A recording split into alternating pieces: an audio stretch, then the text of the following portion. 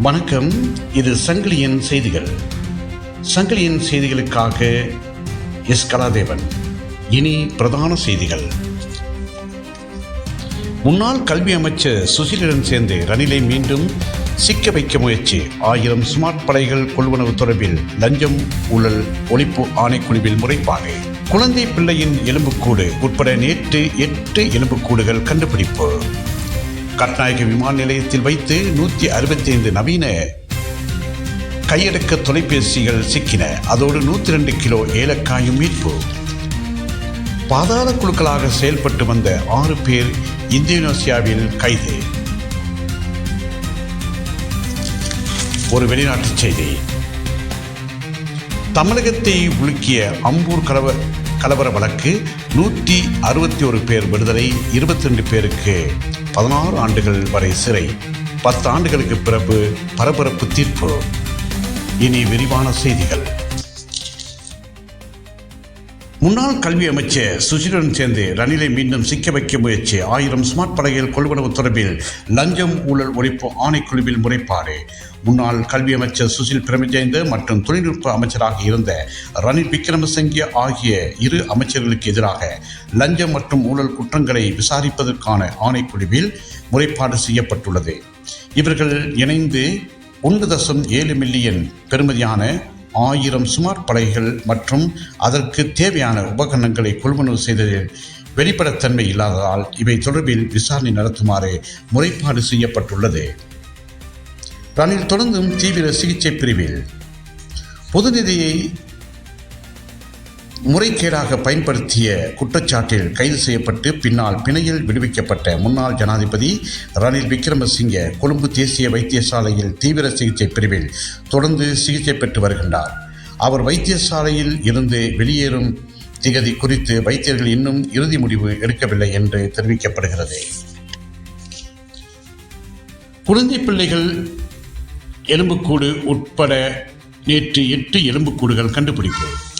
செம்மணி மனித புதைக்குழியில் நேற்று வியாழக்கிழமை குழந்தையின் எலும்புக்கூடுகள் அகழ்வு பணியில் அடையாளம் காணப்பட்டுள்ளது. இதுவரை செம்மணி மனித புதைக்குழியில் மனித எலும்புக்கூடுகள் 177 அடையாளம் காணப்பட்டுள்ளது.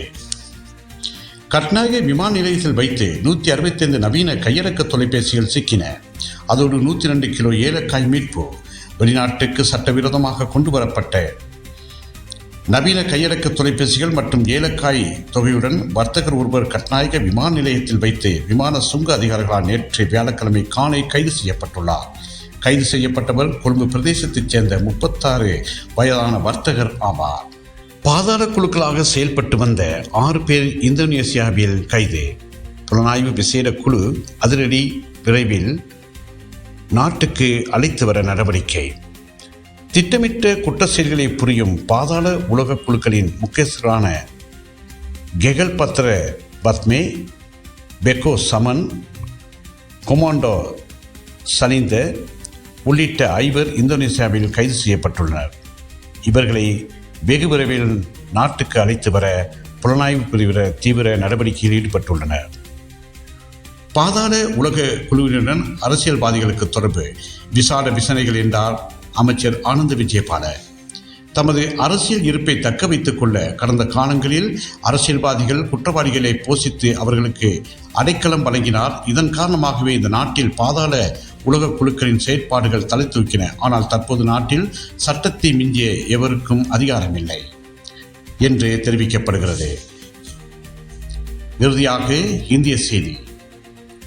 உலகத்தை உலுக்கிய அம்பூர் கலவர வழக்கு 161 பேர் விடுதலை, 22 பேர் 16 ஆண்டுகள் வரை சிறை, 10 ஆண்டுகளுக்கு பிறகு பரபரப்பு தீர்ப்பு. தமிழகத்தை உலுக்கிய அம்பூர் கலவர வழக்கில் 10 ஆண்டுகளுக்கு பிறகு நேற்று பரபரப்பு தீர்ப்பு வழங்கப்பட்டது. இதில் 22 பேருக்கு 16 ஆண்டுகள் வரை சிறை தண்டனை விதிக்கப்பட்டது. மேலும் 161 பேர் விடுதலை செய்யப்பட்டனர். திருப்பத்தூர் மாவட்டம் பள்ளிக்குண்டான் காவல் நிலைய எல்லைக்குட்பட்ட பகுதியில் கடந்த 2015ஆம் ஆண்டு இடம்பெற்ற கலவரத்தின் போது கைது செய்யப்பட்டவர்கள் விடுதலை செய்யப்பட்டனர்.